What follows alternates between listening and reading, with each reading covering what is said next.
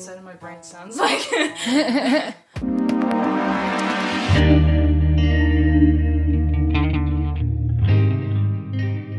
Welcome to Also Cool Sounds Like, where we feature the stories and creative journeys of musicians in and around Montreal. We're having conversations about where their musical inspiration comes from, what keeps them going, and what navigating the industry is like today. I'm your host, Gwen Roley, and today I have the pleasure of sitting down with Sasha Cay. Welcome. Thank you. You have a great podcast voice. Oh, thank you.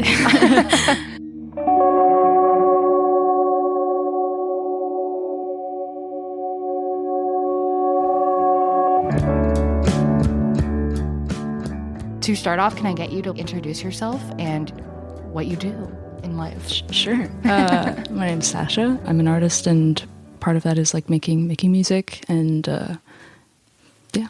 What kind of music do you make? I don't know. I feel like I've never been too concerned with what kind of genre the music I make is. I just kind of feel like a song will end up doing what it needs to do, and like I'm sure like the genre will always like shift and change as I keep making music, but I guess broadly speaking it's kind of like in an alternative space. There's like elements that are, I guess, kind of close to grunge, but then also elements that are really close to folk music. But I'm not too worried about what kind of genre it is. I guess it'll just be what it needs to be. Nice.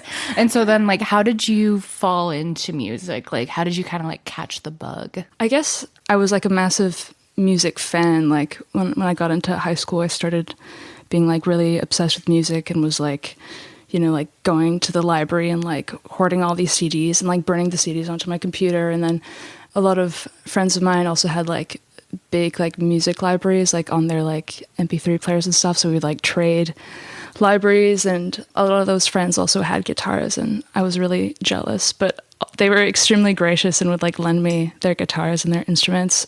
So I'd be like trying to figure out how to play them like overnight. And then, yeah, I was like, oh, I really love this. So eventually got myself a guitar when I was maybe like 15 or 16.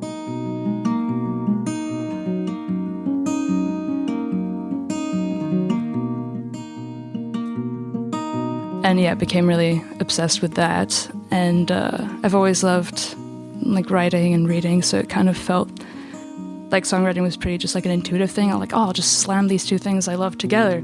I don't have any like music training or anything, so I didn't know how to, and I still don't know how to like notate music that I write. I would write a song and then I would want to compose the other parts. So I was like, damn, I guess I'm gonna need to figure out how to like record this. And at the time I was also really into DIY recording. Like I was like crawling through Bandcamp and like listening to people's demos, and I was just like really into that. And I was like, how hard can it be to record? Like, I'll just, you know, but I didn't have a DAW, and I also didn't have a Mac computer, so I didn't have GarageBand. But I did have like an editing software because I was into like making videos and filmmaking.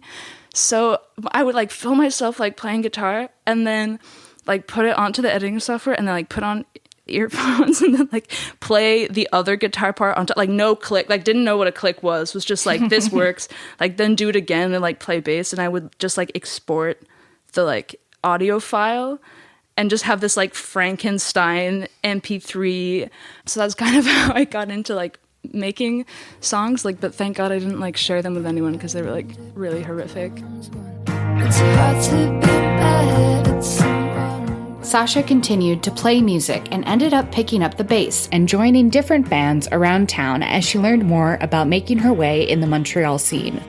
In Cégep, I like started playing in bands and like starting like punk bands with my friends, and I was playing bass for some other people, and that was kind of how I got into like playing in the scene more. And I'm really grateful for those experiences because, yeah, like didn't really know how any of that stuff worked. Like it was really nice to be just like the bassist in this band with people who were like older than me or who had been playing for longer, because like I didn't know how like a sound check worked or like how to like make amps sound good or anything like that. Yeah, kind of doing that for a few years, it kind of gave me the courage to like do my own thing, because I would just be playing at like house shows and basements. But then I was like, oh, I guess I can like play Barfly or whatever.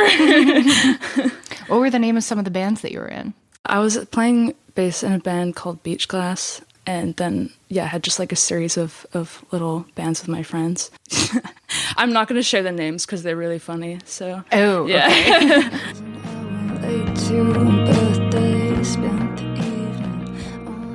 You're a filmmaker. How did you fall into filmmaking?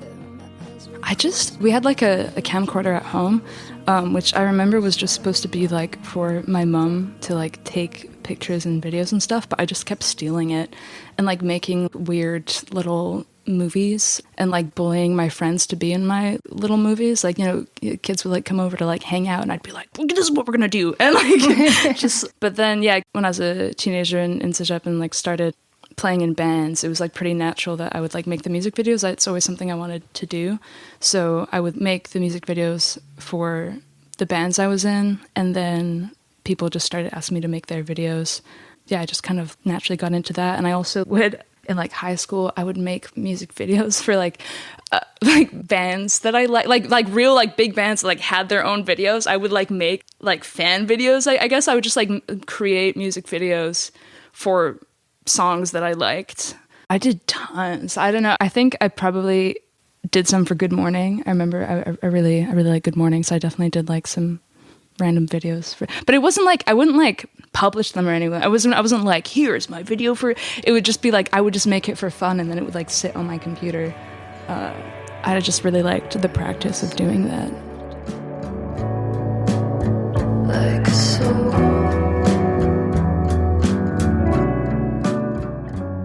Sasha takes a lot of inspiration from Montreal, often going on long walks and incorporating the city's setting as a backdrop to her lyrics. I wasn't born here, but I was raised here. Oh, okay. Where are you born? I was born in the UK, but my dad's Ukrainian, my mom's Russian.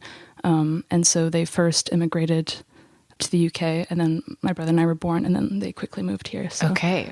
Yeah. As someone who grew up in Montreal, what are some of the most like musically inspiring locations in the city? Oh, that's such a good question. I feel like sometimes I'll write a song and to me, like, often like I feel like I'll just be walking through a memory that I had and just kind of picking up on like little details from that moment. And so a lot of like I feel like spatially those locations just happen to be Montreal because it's like the only place I've ever lived. So they'll just be different places of Montreal will just kind of like end up in the songs. Like maybe not even in like an explicit or direct way, but they're just like ambiently there.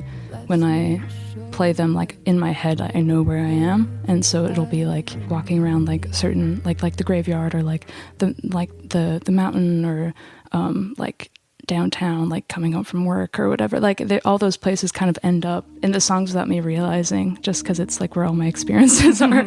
Yeah.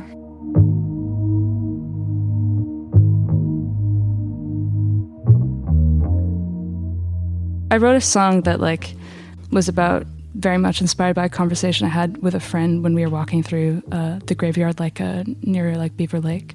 So like that to me is like always there. I've definitely written songs that I feel like, even actually around this area where we are right now, we're like walking around on Sherbrooke here, I feel like they make me think of that. I actually didn't realize that until I asked that question. That's such a good question. Down. The song that I just mentioned was called Old Stones. The cemetery.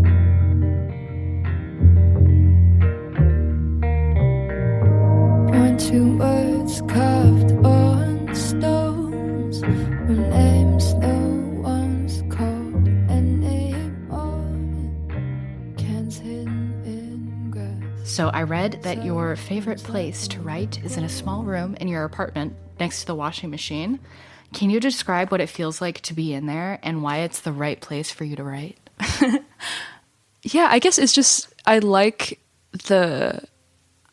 what it is, honestly, is that I'm really self-conscious of people like hearing me play or sing, which I understand is really funny given my vocation. But in my apartment, I just don't want people to hear me. And so I like that room because like I will run the laundry, and so there's like the ambient hum of the laundry.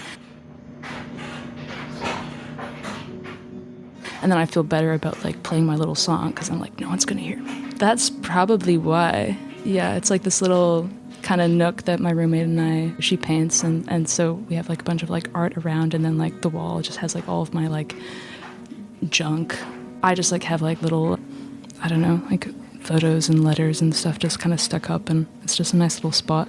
Sounds very inspiring. It's a nice little nook, yeah.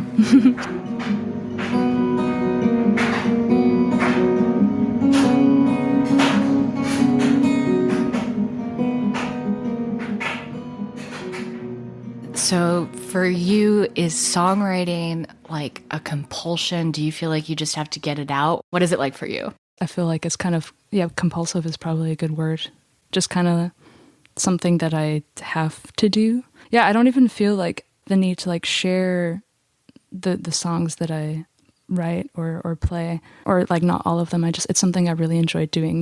Maybe in the same way that other people like journal or something, just kind of like having a moment to like reflect and like untangle all these things that are like just rattling around your head. I also feel like I have a tendency to like overwrite. Like I'll write too many verses and then I'm like, okay, I need to like chill out and like remove some of these verses.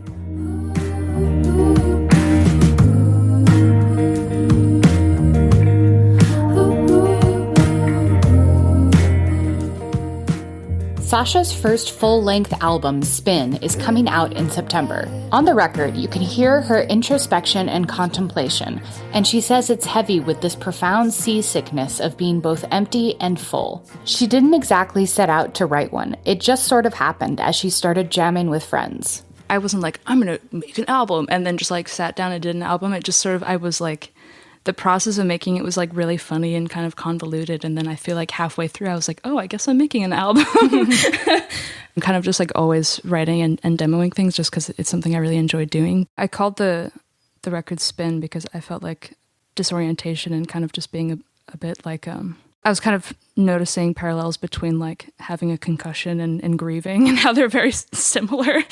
Yeah, just kind of like the sudden thrownness of like things happening to you, and then all of a sudden like you're just kind of still moving through your life, even though there's like a fundamental part of it that's really different.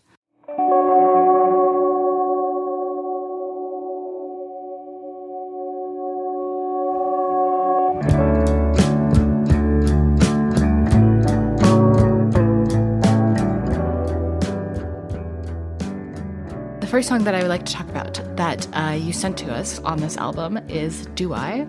So can you just tell me what this song is about? I wrote it like pretty shortly after losing someone, and I feel like it was kind of just the confusion of like, what do I do with this now?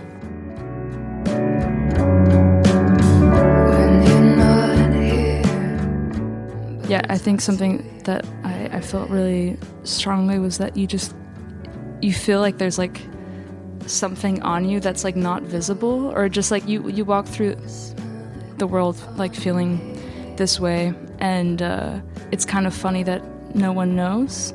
And I feel like, yeah, I remember someone I know was talking to me, was making this joke about like when you lose somebody and how like, you know, you'll just like walk outside your house and you see people like just like jogging and like walking their dogs, and you're like, oh my god, like how are you just doing this?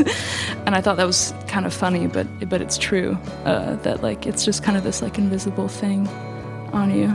Yeah, so I guess that was maybe where that started, the kind of like, do I wear it on my face thing, and just kind of like, yes, still like having conversations with someone who isn't there.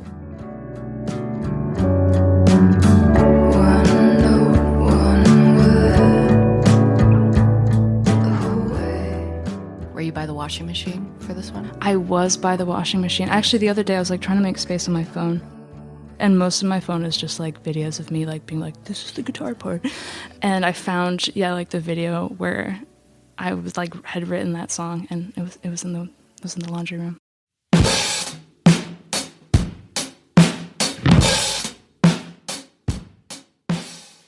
See You Soon is one of the singles off of Spin.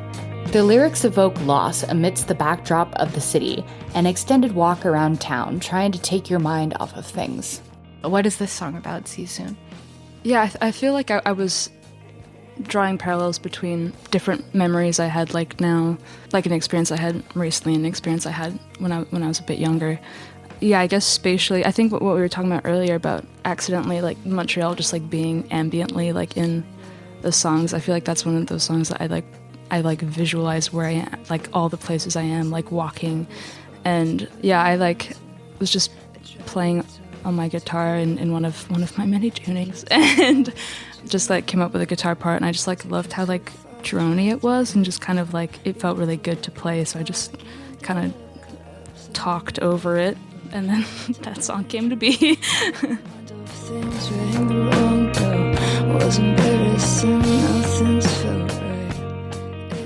You know when you're a teenager and you're being really dramatic and you're like, I'll just walk home. Like, even though it's like really, you know, it's like you could take a bus, but it's like kind of late and you're like, I don't want to wait for the bus, I'll just walk home. Headphones in, world absolutely. out.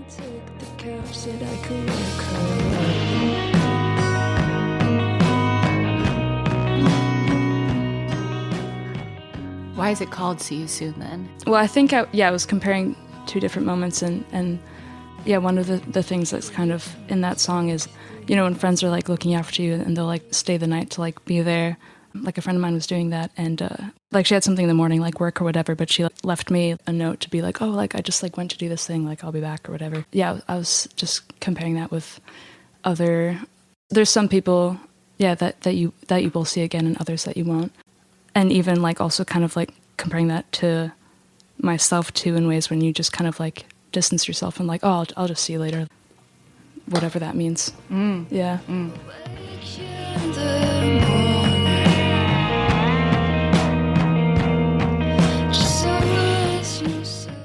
Sasha also directed a music video for this song. In it, we see three people experiencing solitary moments of contemplation in a darkened city. One is a skateboarder making his way across the city. The other, a figure skater on the ice, and the third, a man in his apartment passing the time, lost in thought. What was the process like for making that video? I had a lot of fun making that one. I think I was just like walking. I was like listening to the demo that I had made to it, and I was just thinking of like how I would produce it and like what I would do with it. But as I was walking, I just like had this like image in my head of like a skater like throwing themselves into a spin, and then at the time I already knew that the record would be called Spin as well, so I was like, be sick. Yeah, so I just kind of like had that visual that like really struck me, and I was like, oh, I really want to do that. Yeah, and then I was basically, what I was trying to do was you know, like when something in your life like really big and sudden happens, it's always like you can't anticipate that happening. It's always like, you know, you're like at, you know, band practice, you're like walking home or you're at work and you just like get a phone call or just something happens like and then from that point on your life is kind of like, that's like a core memory, even though everything you were doing up until that moment was entirely mundane. I just thought there's something so interesting about how these really kind of otherwise boring moments suddenly carry like such a heavy weight to them. And I wanted to show people just kind of like leading up to that moment, like everything that leads up to that moment, kind of how it's just like a mundane, like just a regular, just walking home or you're skating around or doing whatever, and then that becomes like one of your core memories later. So yeah, then the three characters kind of came from that point.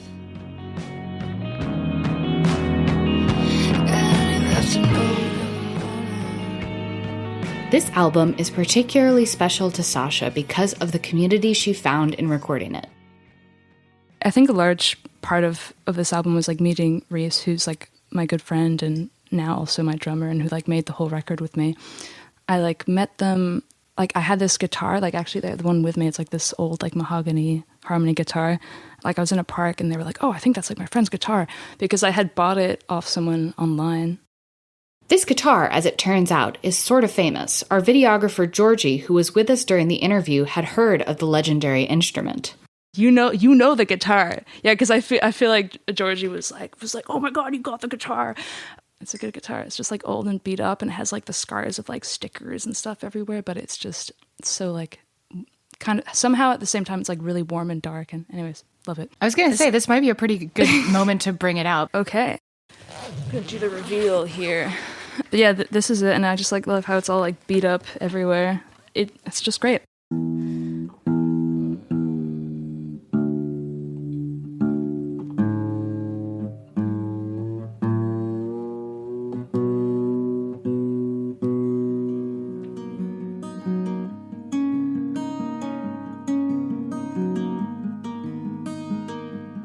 Yeah, I was like playing this in a park, and then Reese came up to me and was like, "Oh, I think that's my friend's guitar."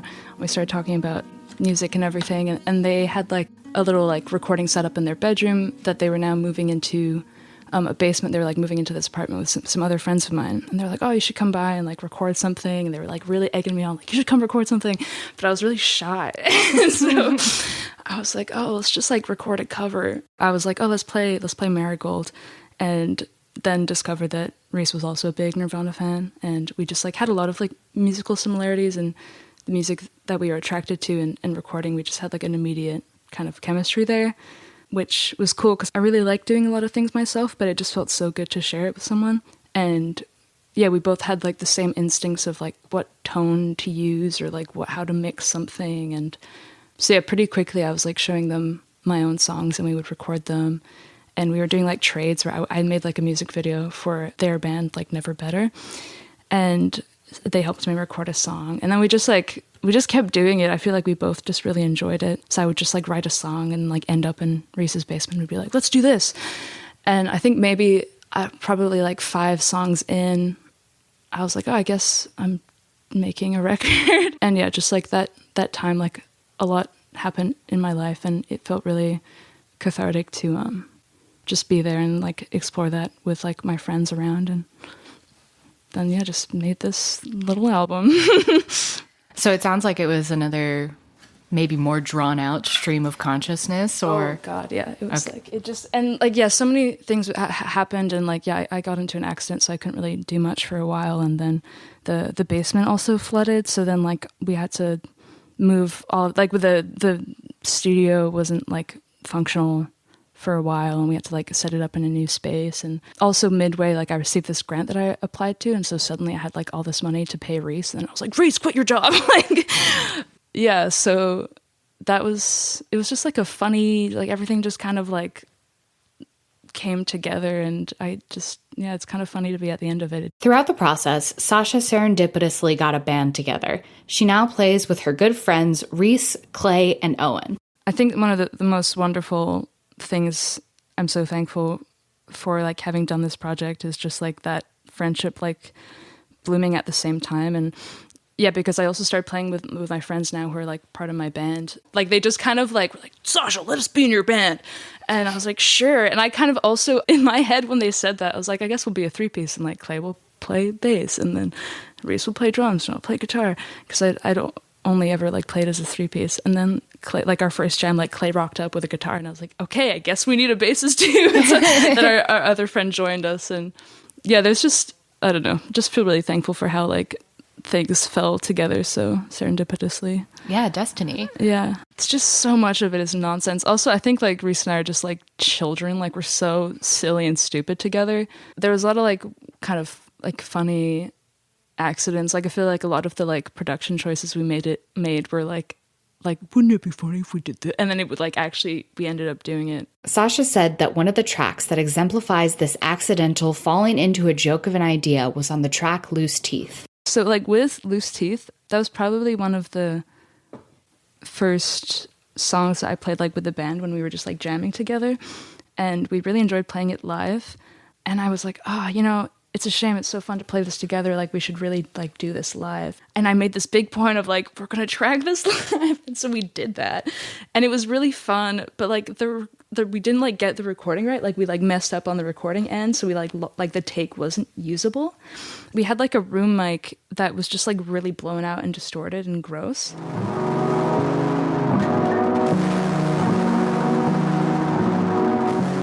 And when we got the take, all of us at the end, we were so stoked on it.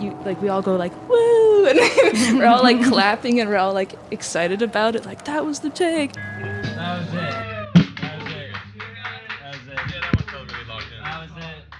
So we scrapped that entire recording, but we kept that like one room mic, and I threw it in at the end of Loose Teeth. Like, there's this kind of big silly outro. There's something to me that's kind of like really sad about that moment in a way. It's like, I mean, I feel like it has that same feeling that like voicemails have, where you kind of like, it's just this moment in time that's kind of lost, and yeah, like we didn't know like how it would be used or how things would end up or whatever.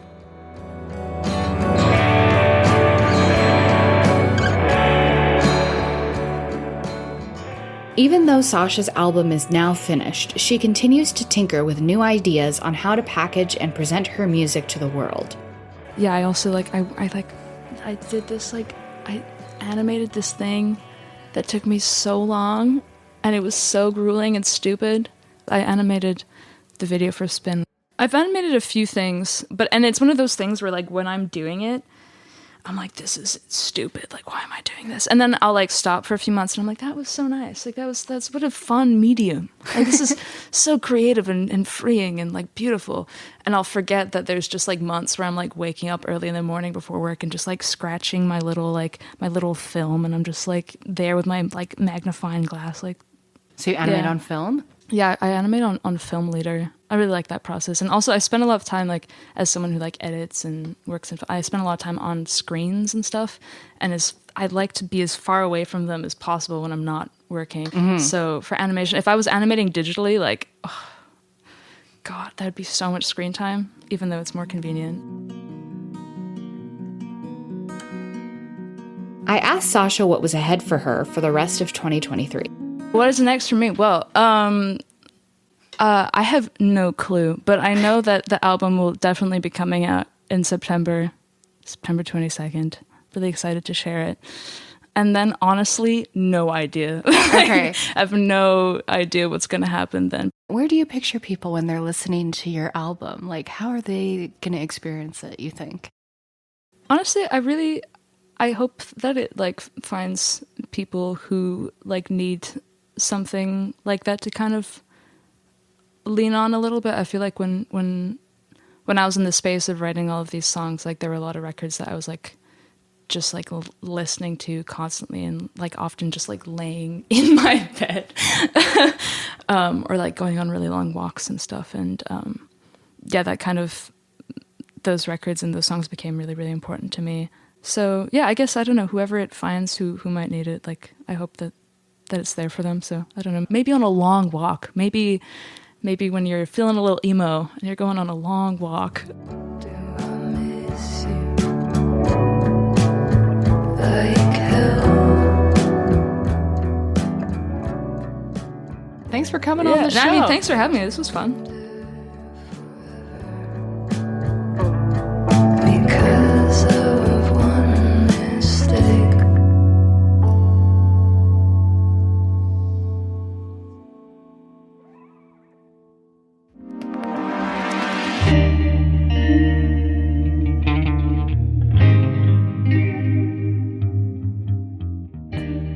This episode of Also Cool Sounds Like is hosted by me, Gwen Roley, and was produced and edited by Aviva Lessard in collaboration with Also Cool magazine. Shout out to the Also Coolers, Malika Astorga, Zoe Argyropoulos Hunter, Holly Hiltz, and Rebecca Judd for their support. Intro music is by Jacob Lessard, and the show's artwork is designed by Vasco Cavallero.